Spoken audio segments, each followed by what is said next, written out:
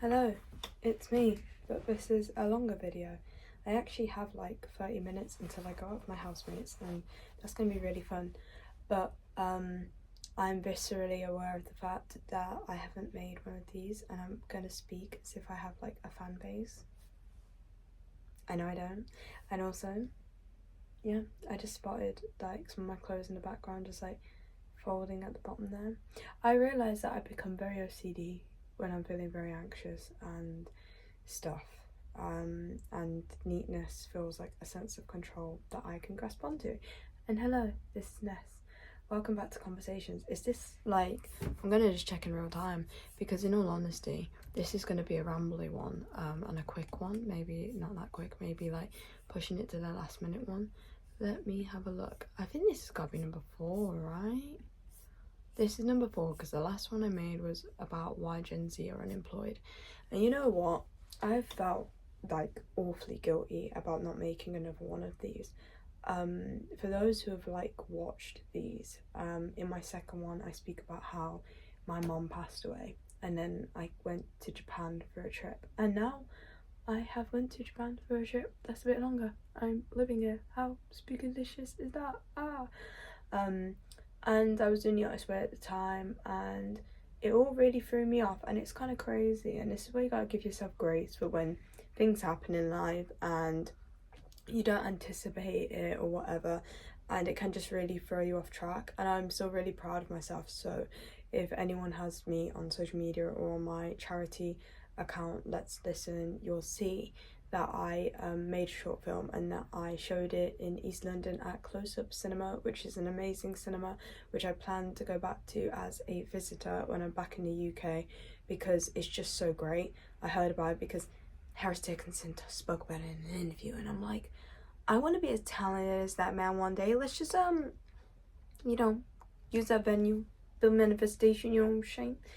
And yeah, so I had a lot on and I'm still proud that I followed through with everything. I'm still proud that I came here and I didn't accept comfort in misery. And when I've written this number 4, I've written multiple versions of this in like the past 4 or 5 months, and it's always looked like speaking about being burnt out and being emotionally unavailable for a time, and just how everything's such an up and down roller coaster.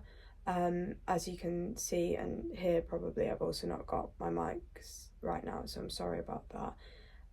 But yeah, I was also really grateful I was able to get a job, which was like very, if anyone's in the UK, and obviously I made a whole video about it, it's very hard to do, and I'm very grateful for that. I think I learned a lot of skills, or like skills that I already have, that I was able to embellish and utilize, and now I feel like in the serendipity of life, as y'all know I really believe in, all people who know me know I really believe in, can now be something that's utilized now. But yeah, I made a little reel where I wrote a little thing that I read called I Followed My Heart, and I've now been in Tokyo for 11 days and it's spooky, man. It's really weird. It's like I don't want to go, but I am so anxious, and there are so many factors, like not knowing the language. And you know what, I kind of like the fact I don't know it because it will just push me to grow more while I'm here and to really like learn the language, and I plan to self-study that. And in all honesty, like I haven't really got like a kind of structure of how I want to do things while I'm here.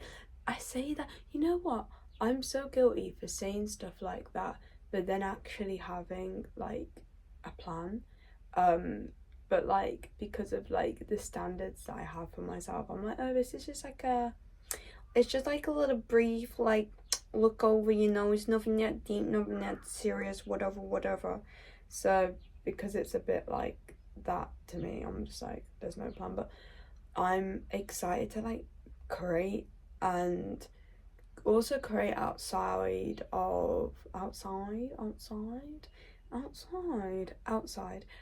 create outside of my kind of, yeah, typical thing. I'm really grateful that I did that short film. It was a lot of fun, and to all my team and to everyone who was involved, whether it was letting me sleep on their sofa, whether it was let me use your house, thank you Lola, whether it was what's it called, being there on the night to document or to write about it. It's just, yeah man, I'm gratefully abundant, and I know it all has to start here and here, and I'm really grateful to have the power and the strength to finally see me as me. And what I mean by seeing me as me is to see myself as enough to be like paid to exist, basically.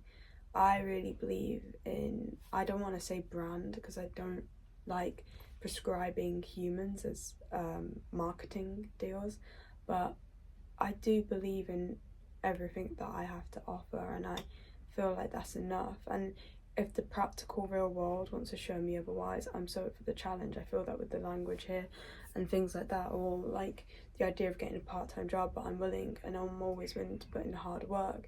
What I'm now starting to realise is that when you live in survival mode for so long, you put in hard work at the things that you don't really want to do.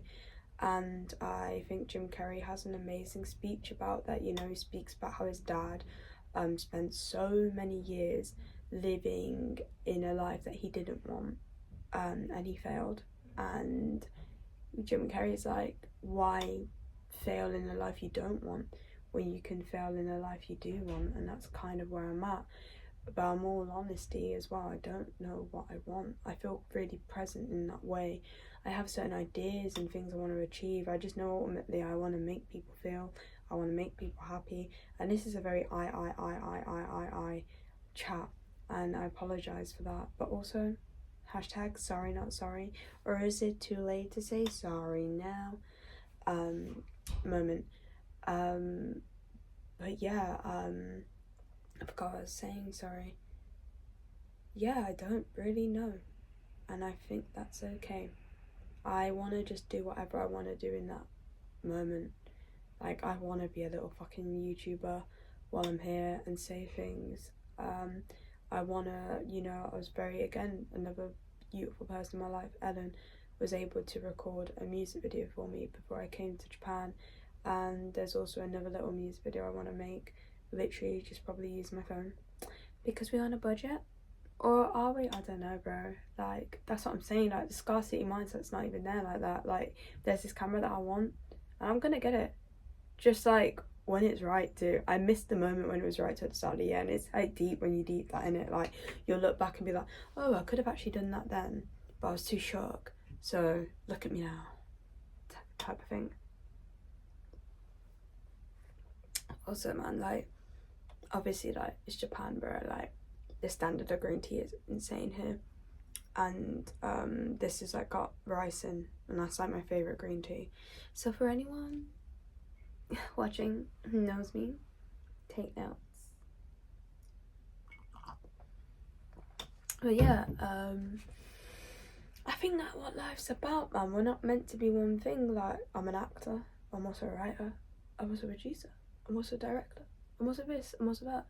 I'm also okay with being a fucking barista or waiter or model or whatever. I just don't mind. I really don't mind. And sometimes like people try and shake the fear of God into you, and not in the good way, like in the way of like, oh, what about your pension, or what about this, or what about that? I don't know, bro. I really don't know. And maybe people be like, but you're being ignorant and young, and then when you're gonna think about it later, I don't know, bruv, because I'd be meeting people. I met this woman on a train. It was really beautiful. She was just telling me about how her friend, who was like in his like early 30s, maybe he was 30, she wasn't entirely sure of his age, but I ended up speaking with her because she has a similar looking dog to my grandparents' dog that I say is my dog, and my nan will look at me like this, and because she'll probably watch this, she'll be watching this like this. She knows. But like, yeah, looks like Coco. And you know me, I'm just gonna be splatting fucking photos throughout the whole thing. And we started chatting, and she told me about how she just came up from a funeral, and it just really put it in perspective, man. Like, I don't die with any of my accolades. I die with my experience, and that was a beautiful thing she said about her friend. She was like, I've known so many people who've died who are older and this and that, and of course it's a blood clot shame that he died. I said that but she knows that he lived, and he lived a lot of life, and that's kind of like my mentality. And you know, I have like so many different theories when it comes to like the masculine and feminine, when it comes to success, and when it comes to flow, when it comes to the yin and yang. But I just think, bruv, like, I'm good. Woo way, motherfucker. Woo way. And that's another big up to my friend Deanne, who tattooed that shit on her finger, and I don't know if she's gotten a replacement tattoo for that yet, because it came off. But this isn't as much as a ramble as I thought it was going to be. Maybe because it's not as like researched, even though it'd be pretty rich to say that I've researched in my previous videos. I just know, like, this, I just have shit I want to do, and I want to do it all. And I hope in me saying this, that you guys feel like you can do it all, because I really think I can. And I have my discrepancies with social media and the digital world as a real world. That's why, like, I feel like I don't utilize it as much as I used to. I feel like I used to utilize it from a place of anxiety of like, I need to do this, I need this, I need that. People telling my ear, oh, Ness, you're only gonna look like this once, or utilize your looks now, blah, blah, blah, blah, blah. But now I'm in a place of like, I don't really like it. I actually am a very private person, and there's only so much I want people to know about me. And just from personal experience, I am so viscerally aware of how even when I did have Instagram, and I used to make it like more of a personal thing, like, look at my outfit today, oh look how sexy I look today, oh look at my face with this song, like all that shit. I'm aware of how like you can even just do that, fucking someone will just clock like the post box in your fucking photo will look a certain way, and they're like, oh, is that England or is that Paris, or maybe she's in England, and people genuinely figure that shit out. And yeah, man, I think Freya India is someone I've came to like really, really admire. She is able to articulate the Generation Z's problems in like formal writing, whereas I feel like I can be a bit more visceral and artistic, and I would love to one day meet her. But the way she has articulated the commodification of people amongst younger people, and you know, you can just go online and see how many people are making video essays on video essays about how lonely Gen Z are. It's like, and this is also where a massive discrepancy I have with the internet. Life is the greatest guru, as Eckhart Tolle said. I love Eckhart Tolle. I should have brought that book with me, man. I'm not like, also, you know, like, I've not done this before, like moving to another country and being like, I wish I had this book with me. But obviously, like, man can try and find like the English books here, like, I'm just gonna get cinema, like, I don't know shit. But yeah, fuck, and now I've just completely lost that. My discrepancy. Yeah, life is the greatest guru, and life is meant to teach us. And this level of avoidance that you can have, being in this online world that ultimately then makes you insular, is very scary. And that's why, like, I guess my whole thing is like, look, I want to make content, I want to make people feel things as much as I do for my short films and music and whatever, but I don't want that to be the be all and end all. Like, have you never watched like a really great movie, right, and it's just made you want to go and live, you know? Or like listen to a great song, like for some reason, like, is it, oh my god, I was all alone, I can be obviously I'm not gonna play that shit because of copyright. It's Orange, My Baby Keep Me, yeah. No, all alone. I don't, is it Orange Soda, is that what it's called? Yeah. Well, it goes to show how cultured I am, and also, and they're boring, thank you. You live under a rock, you don't know what 6'7" is?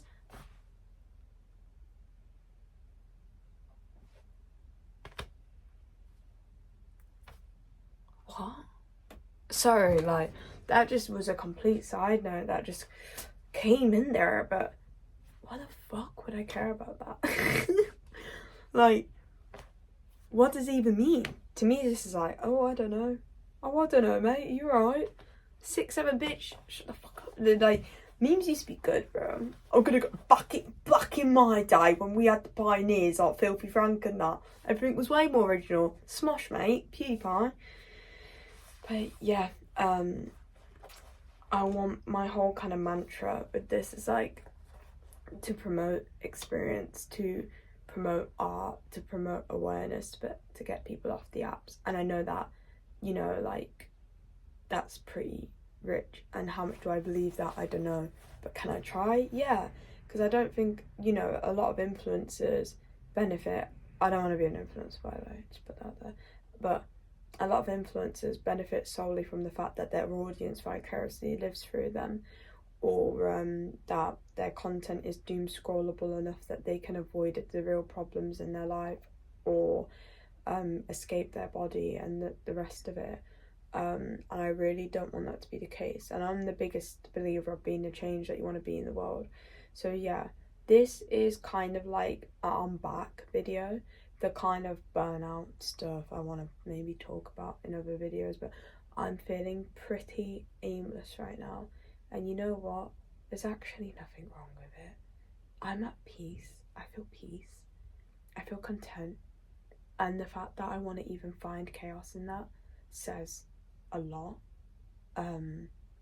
about how much I've been making the wrong decisions in my life, or decisions living for other people, or the rest of it. That peace feels like such a foreign thing, even at aspects when I was back in the UK, that like, you know, like even when I had succeeded with the short film, or succeeded with my first event, or succeeded, no, with this event actually, it sat in and it was really nice. I felt really amazing after it. Honestly, like if I think about it too much, I'll cry with gratitude. But I ain't crying on the internet, bro. That's I was gonna say gay, but like I know we can't say that, so I was just gonna say that's zesty, bruv. That's zesty, bruv. Yeah, I just decided. I just felt dissatisfied deeply. And I'm glad that, you know, I did the two things, the event, making the film, and then this event, to then that event to really feel it, because I've never done that before, where I'm like, I'm doing this for the people presently in the space in the room. This is all present. This isn't for the outcome of the situation. This is for something bigger than me.